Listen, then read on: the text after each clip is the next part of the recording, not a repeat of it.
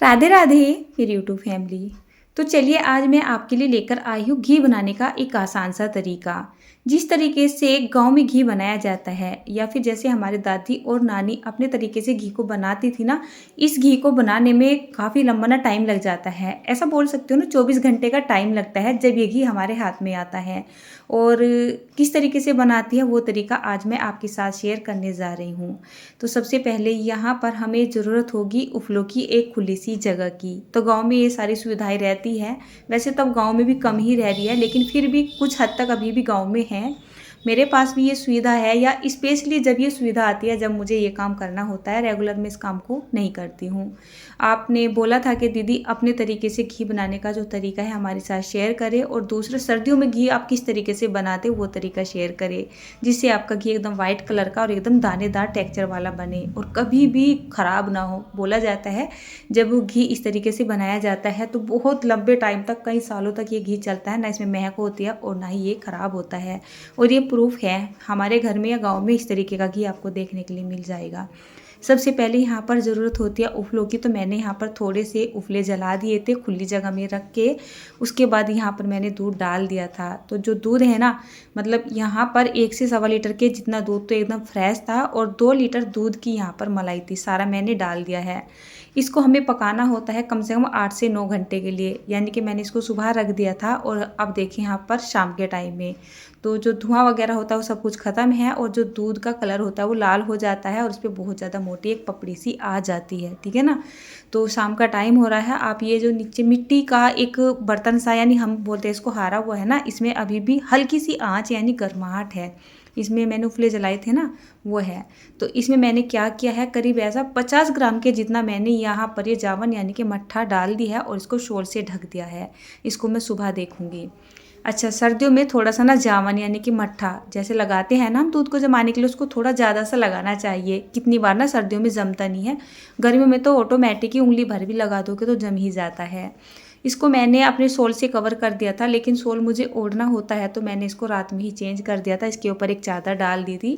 नीचे तो इसमें हल्की सी गर्माहट थी, ऊपर चादर डालने की वजह से इसमें गर्माहट बनी रही। और सुबह जब मैंने आके देखा ऊपर, तो एकदम से जो हमारा ये दूध है अच्छे से जम चुका था। ये वाली दही तो खाने में बहुत ही ज़्यादा टेस्टी लगती है। अगर आप गाँव में रहते हो तो आपको इस दही के टेस्ट का पता होगा। देखिए कितनी बढ़िया जमी हुई है, और इसमें मैंने कितना सारा पानी भी डाला था, यानी 1 लीटर सवा लीटर के जितना दूध था और मैंने यहाँ पर कम से कम पौना लीटर के जितना पानी डाला था। फिर भी ये दही इतनी अच्छी बनती है। इस दही का जो टेस्ट हो ना बहुत ही अच्छा होता है। अब मैं क्या करूँगी, मेरे पास ना बिजली वाली मशीन नहीं है, और ना ही जो हाथ की वो रही नहीं होती है जिससे मम्मी नानी दादी नानी अपने मतलब भिगोते थे ना, वो रस्सी सी बांध के, वो नहीं है मेरे पास। तो कम क्वांटिटी में दूध आता है और कम क्वांटिटी में ये दूध था, लेकिन दूध इतना सारा था कि इसमें पानी भी डालना होता है, और पानी डाल के ये बिलने वाला नहीं था। तो नॉर्मली मैंने अपनी प्लास्टिक की बिलोनी ले ली है और इसमें से मैंने दही को कम कर लिया है, क्योंकि मैं इसको 2 हिस्सों में बिलो लूँगी हाथ से ही। वैसे तो लकड़ी वाली जो रहीसी होते हैं ना, उससे बिलोया जाता है गांव में, बट मेरे पास वो नहीं है और उसकी मुझे खास ज़रूरत भी नहीं पड़ती है। हमें पहले दूध को थोड़ा सा बिलो देना चाहिए, उसके बाद पानी को हल्का सा गर्म कर लेना चाहिए और हल्का सा गर्म पानी यहाँ पर डालना चाहिए। यहाँ पर देखिए मेरी हेल्प कर रहा है मेरा बेटा अर्नव। हाथ ना दुखने से लगते हैं, और ये जो मेथड होता है ना थोड़ा सा लंबा ही चलता है। मतलब इस तरीके से जब हम घी बनाते हैं तो इसमें से छाछ भी बनती है अच्छी खासी। मतलब ये छाछ तो ज़्यादा टेस्टी लगती है, आप कभी बना के देखिएगा। इस छाछ का जो टेस्ट होता है ना, जो मट्ठा होता है, इसका टेस्ट ही अलग होता है। लेकिन इसको बनाने में थोड़ा सा टाइम लग जाता है, तो कभी मैं लग जाती थी, कभी अर्नव लग जाता था। लगभग 10 से 12 मिनट का टाइम लग जाता है। इसको कंटिन्यू इस तरीके से भिगोते रहेंगे। अगर आपको ऐसा लगे कि आपका जो दूध है ना वो बहुत ज़्यादा ठंडा सा हो रहा है, तो आपको हल्का सा निवाया पानी डालना है। और आपको ऐसा लग रहा है कि घी आ नहीं रहा है, आपको भिगोते भिगोते बहुत ज़्यादा देर हो चुकी है, तो आपको क्या करना है, जो दूध का टेम्परेचर है वो ना चेक कर लेना है। कहीं बहुत ज़्यादा गर्म तो नहीं हो रहा है या फिर बहुत ज़्यादा ठंडा तो नहीं हो रहा है। मैं तो कितनी बार ऐसा करती हूँ, नॉर्मल पानी डाल लेती हूँ और गैस के ऊपर रख के एकदम आँच को धीमा कर देती हूँ और 4 से 5 मिनट के लिए वहीं पे भिगोती रहती हूँ। तो उससे हमें ना गाढ़ी मट्ठा मिल जाती है और आसानी से घी भी आ जाता है। लेकिन यहाँ पर पानी की ज़रूरत थी, तो मैंने यहाँ पर थोड़ा सा निवाया पानी यानी हल्का सा गर्म पानी करके डाल दिया था और इसको कम से कम मैंने 10 मिनट के लिए भिगोया है। और 10 मिनट के बाद देखिए यहाँ पर जो घी है ना वो आना शुरू हो चुका है, जो मक्खन है वो हमारा इकट्ठा हो रहा है इस तरीके से, है ना। तो नॉर्मली ये जो दूध मैं भिगो रही हूँ यानी कि मक्खन जो बना रही हूँ, इससे हमें एक फ्रेश मक्खन तो मिल ही जाएगा, साथ में जो मट्ठा है ना वो बिल्कुल बढ़िया वाली मिलने वाली है। और साथ में जो घी मिलेगा लास्ट में आके वो इतना ज़्यादा टेस्टी मिलेगा कि मतलब उसमें एक मोटा मोटा सा दाना होता है, उसका कलर वाइट होता है, उसमें बहुत ही अच्छी सी खुशबू आती है। या ऐसा बोल सकते हो जब आप इस मक्खन से घी बनाते हो तो खुशबू ना पूरे मोहल्ले में फैल जाते हैं, हमारे यहाँ पर तो फैल ही जाती है, ठीक है ना। मतलब बहुत अच्छी खुशबू आती है। मलाई से जो घी बनाया जाता है उसका टेस्ट इतना अच्छा नहीं होता है और साथ में उसको ज़्यादा लंबे समय के लिए स्टोर भी नहीं किया जा सकता है, उसमें हल्की फुल्की ना महक सी हो जाती है। तो यहाँ पर देखिए मैं इसी तरीके से जैसे डेली के डेली मक्खन बनाती हूँ और एक बर्तन में निकालती रहती हूँ। ये हमें बहुत ही अच्छी मट्ठा मिल चुकी है। आप इस मट्ठा की ना कढ़ी बना के देखिए, गांव में रहते हो तो आपको इसके टेस्ट का पता ही होगा। अब हम तो इसको ऐसे भी पी लेते हैं, रायता बना लेते हैं या फिर कढ़ी वगैरह बनाते हैं, तो नॉर्मली हमारे घर में ये मट्ठा काफ़ी बनती रहती है। हमें मलाई से निकली हुई मट्ठा अच्छी नहीं लगती है या नॉर्मली दही से बना ली जाती है कढ़ी वगैरह या कोई भी खाने की चीज़ वो अच्छी नहीं लगती है। जिस दिन मैं घी बनाती हूँ उस दिन मैं क्या करती हूँ, जितना भी मक्खन मेरे पास रखा हुआ होता है, ये मक्खन करीब ऐसा है 8 से 10 दिन का मक्खन ये हो रहा है। और इसको मैंने ना फ्रिज में रखा हुआ था, तो मैंने क्या किया था, इसको शाम में निकाल लिया था और उसमें पानी डाल के रख दिया था। और जैसे अब सुबह का टाइम हो रहा है, मैंने ताज़ा मक्खन भी निकाला है, इसी में डाल दिया है। तो सबसे पहले इसको ना अच्छे से धो लेती हूँ। कितनी बार जो हमारा मक्खन होता है ना वो बासी हो जाता है और उसमें एक महक सी हो जाती है, तो वो महक कहीं ना कहीं घी में भी आ जाती है ऑटोमेटिक ही। ऐसा होता है, कितनी बार मेरे साथ हुआ है, मैं इसलिए बता रही हूँ आपको, बाकी मुझे और ज़्यादा पता नहीं है। तो इसको हमें अच्छे से धो लेना है। अगर मक्खन आपका बासी है तो उसको धो लेना ज़रूरी है। तो मैंने क्या किया, इसको थोड़ा सा पहले ऐसे ही अच्छे से पानी में धो लिया। वैसे तो मक्खन को मैं धो के ही रखती हूँ।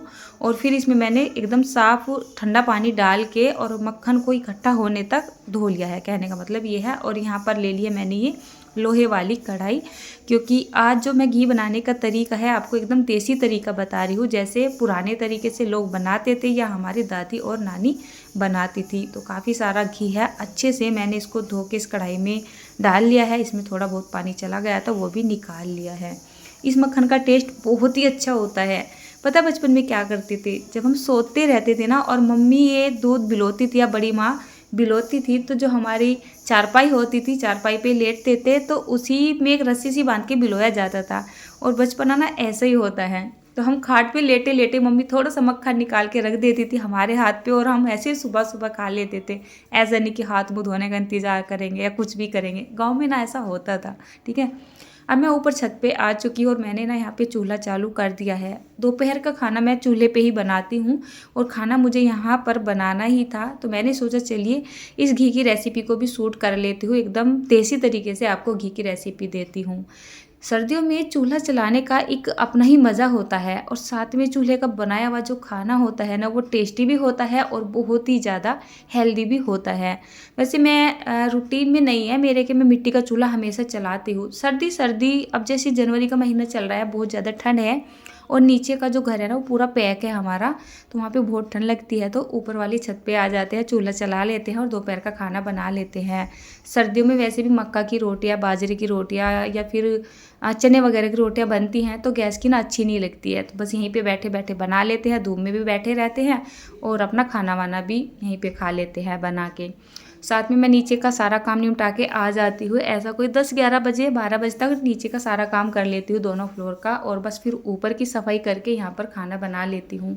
मैंने घी पहले चढ़ा दिया था क्योंकि आज ना मैं मार्केट भी गई थी, मेरे दांत में दर्द है तो ऊपर मैं साफ़ सफाई नहीं कर पाई थी, मुझे खाना भी बनाना है अभी, तो मैंने पहले घी ही रख दिया था और यहाँ पर झाड़ू वाड़ू लगा दी थी। बीच बीच में मैंने अपनी बेटी को बोल दिया था कि इसको चलाती रहे और उबलने का ध्यान रखो। अच्छा, इसको बनने में ना ज़्यादा देर नहीं लगती है क्योंकि इसमें ना पानी है था और ना ही मट्ठा है थी, तो इसको करीब ऐसा पकाया मैंने 10 मिनट के लिए। चूल्हे में जो आंच होती है वो कम ज़्यादा होती रहती है, नॉर्मली गैस पे 7 से 8 मिनट में बन जाता है, चूल्हे पे मुझे 10 से 12 मिनट लग गई थी। पीछे बैठे हैं मेरे हस्बैंड, अपने ऑफिस का काम कर रहे हैं, तो वहाँ पे ना धूप आ रही है, बहुत ज़्यादा धूप तो नहीं है लेकिन हाँ ऐसा है कि नीचे का टेम्परेचर ज़्यादा ठंडा है, ऊपर फिर भी हल्की हल्की फुल्की सी एक निवास सी आ जाती है, गर्माहट सा लगता है, तो अच्छा लगता है बैठना।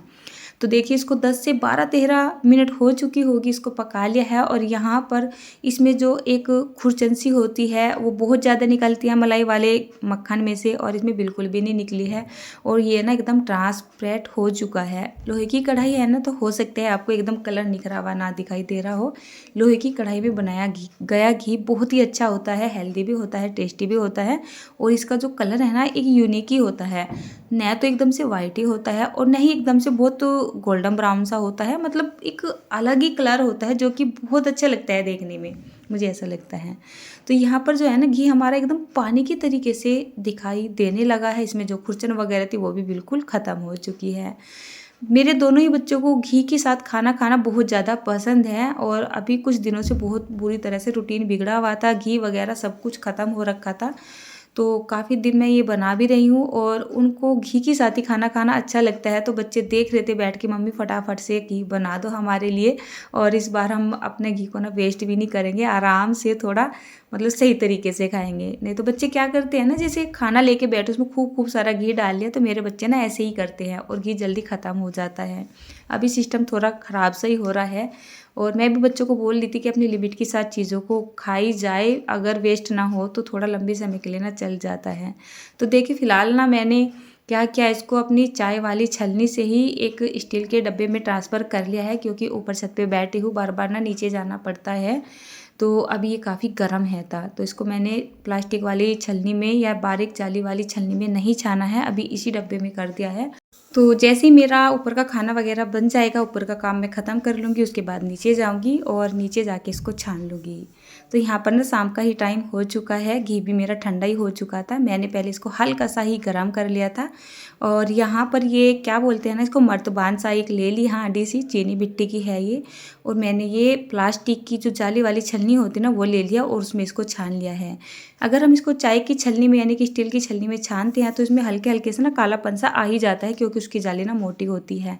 जब घी का टेम्परेचर हल्का सा ठंडा हो जाए तब आप इसको बारीक जाली वाली छलनी में छान लें, और जब ये एकदम से ठंडा हो जाए आप इसको किसी भी कांच के कंटेनर में कर लें। मेरे पास कांच का कंटेनर ना खाली नहीं था, तो मैंने ना इस घी को क्या किया, ये प्लास्टिक का ही डब्बा है इसमें कर लिया है। मैं इसको स्टोर नहीं करने वाली हूँ, क्योंकि इसमें साथ ही खाने के लिए बच्चे लग जाएंगे। ये घी बहुत टेस्टी भी होता है, लंबे समय के लिए रुका भी रहता है। तो आज की घी की रेसिपी आपको कैसी लगी? अच्छी लगी तो शेयर ज़रूर कीजिएगा।